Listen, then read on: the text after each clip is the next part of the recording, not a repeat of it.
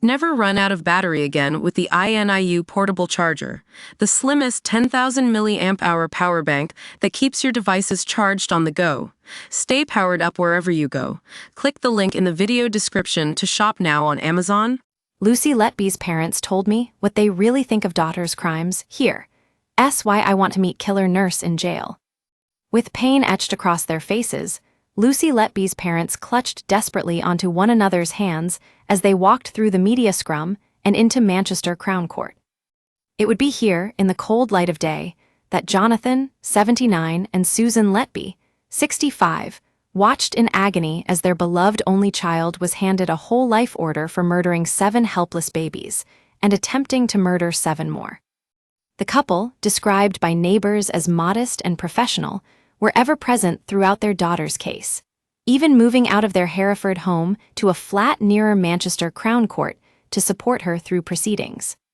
But they have remained steadfastly tight-lipped on their daughter's conviction.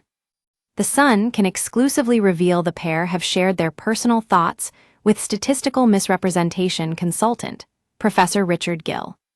Professor Gill has previously helped free multiple medical professionals wrongfully convicted of killing patients, including Dutch nurse Lucia de Burke and Italian nurse Daniela Paggiali.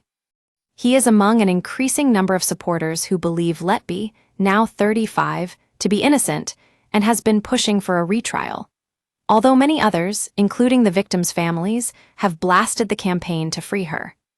Professor Gill wrote to the couple and received a personal response from the usually fiercely private pair. Speaking to The Sun, he said, "I have written to her parents and I actually got a letter back from them, which was very touching. It was 2 letters because there was a formal letter, the standard one which they send to anyone who sent them a letter, but also a longer personal letter in which they said they knew about what I'd been doing. That was a very nice personal letter."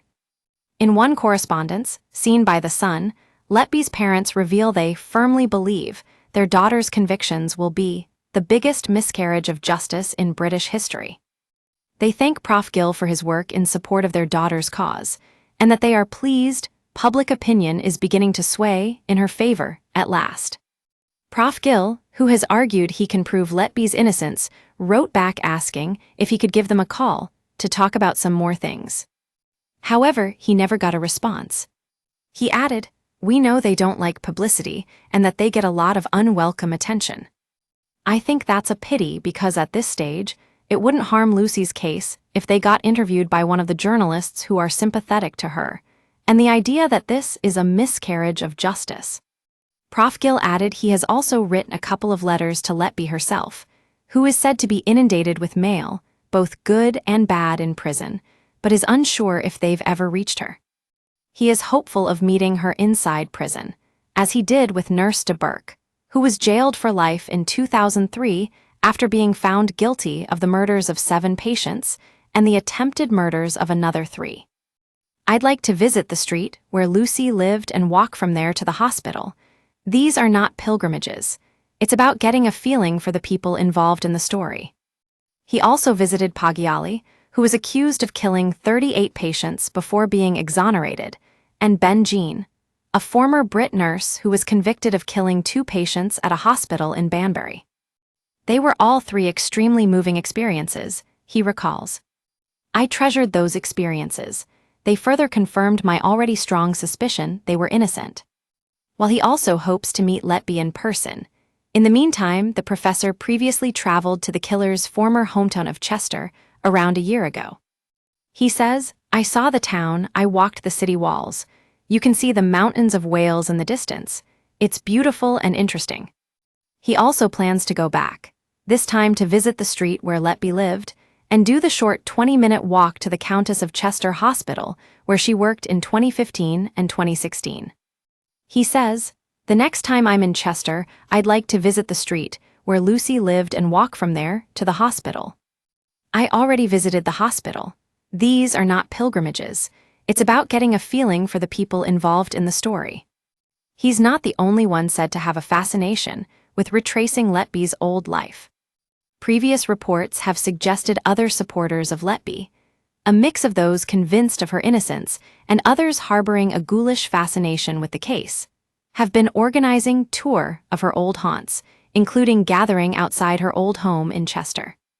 With this in mind, it's unsurprising that when the Sun spoke to Letby's old neighbors, they were keen to distance themselves from the notorious case, which has no doubt blighted the area. Letby moved from nursing accommodation into the neighborhood in April 2016, purchasing her three-bed home for £179,000. Following her dramatic arrest there in 2018, she sold the semi-detached property in 2019 for £201,000 to a man said to have known about the charges against her. He told The Sun he did not wish to speak about the shocking case. Another neighbor, meanwhile, a retired NHS worker who had worked at the Countess of Chester Hospital at the same time as Letby, questioned the anomaly of the high number of baby deaths in the maternity unit. She said the amount of deaths was reportedly higher than the norm, but was put down to an anomaly. We don't know if this was because they were trying to save more babies, which being so ill would have died anywhere else. We are all retired in this part of the road, and we all have our own opinions on things, but we don't make them public. Can anyone say her conviction is now beyond reasonable doubt? Another resident added, I always thought that such a lot of the evidence was circumstantial, we don't know for sure what has gone on. One pensioner walking his dog on the street added, all this extra information and evidence that has come out since the verdict certainly causes some extra confusion. Can anyone say her conviction is now beyond reasonable doubt? Another neighbor added, all this other evidence should surely have been presented by both sides. The omissions seem damning. One lady living close to the former Letby home said, people have their own views, none of it is clear-cut, is it? Many others said they didn't know Letby personally, while others said they hadn't noticed any large groups visiting the scene, suggesting the reported Letby tour had yet to take off. Regardless, there's no doubt online support for Letby has notably soared, especially in recent months. Sickeningly, Facebook groups, including the now-defunct Pervert Dollar Unite to support Lucy Letby, previously saw members gushing over their love for her. More recently, a sick pub birthday party was held, and there was even talk of a Letby-themed speed dating event. Lucy Letby carried out her horrific crimes in a year-long period at Countess of Chester Hospital. She used insulin and air to inject newborns while working on the neonatal ward. The collapses and deaths of the children were not naturally occurring tragedies, and instead the gruesome work of poisoner Letby. Her rampage was finally uncovered after staff grew suspicious of the significant rise in the number of babies dying or suffering catastrophic collapses. Letby was found to be the common denominator among the horrifying incidents. Officers then searched her three-bedroom home in Chester and discovered a chilling cache of evidence. The nurse had scribbled haunting notes in diaries and on post-it notes, including one that read, I am evil, I did this. The note added, I don't deserve to live. I killed them on purpose because I'm not good enough to care for them. I am a horrible person. A probe into whether Letby harmed any other babies at the Countess of Chester Hospital and Liverpool Women's Hospital is ongoing. A corporate manslaughter investigation is also ongoing, as is now a gross negligence manslaughter one. And last month, an international panel of specialists and Letby's defense team claimed bad medical care and natural causes were the reasons for the collapses and deaths.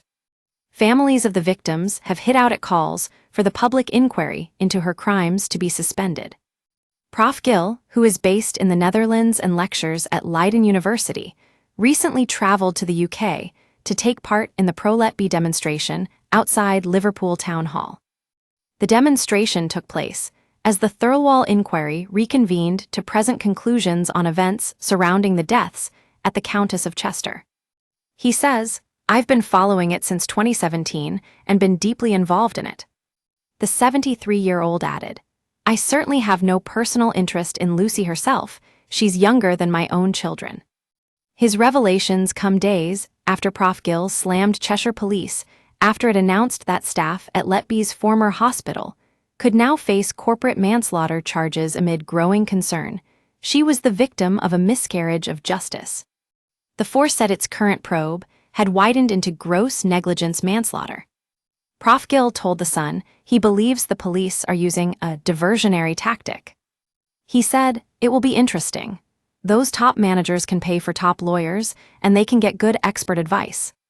NHS statistics show that the increase in mortality can be fully explained by changes in admissions policy. I think this is a diversionary tactic by the police which will backfire on them,